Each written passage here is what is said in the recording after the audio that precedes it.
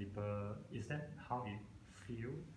No, Because so you have to go slightly posterior then you because the foramen magnum is located relative to your hand slightly posterior, and then your hypothenar or your thenar, okay, will be attracted to where the most density is.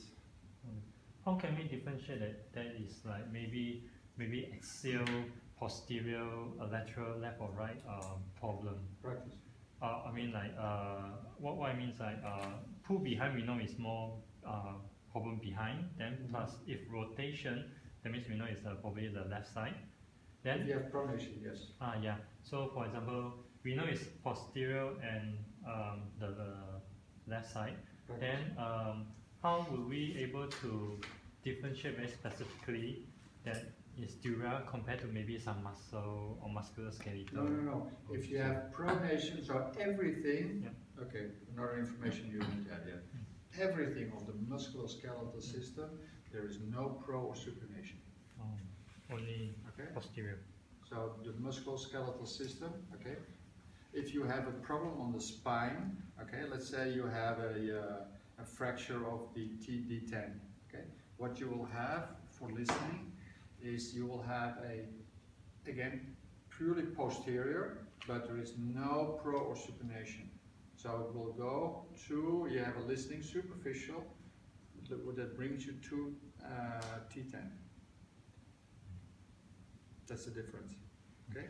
The dural canal is within the vertebrae, and that has depth.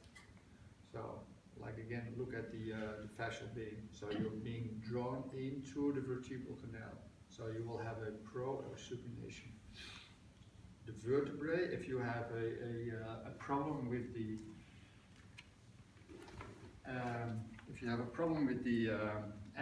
hip joint, okay, and the problem is only in the hip. Let's say you have had an accident, trauma, and the problem is in the hip joint. You will have a listening that brings you to the hip joint without pro or supination for the right or the left side. So it's totally superficial. It remains on the surface. Okay, so the cranial system and the visceral system are deep systems. You always have pro and supination.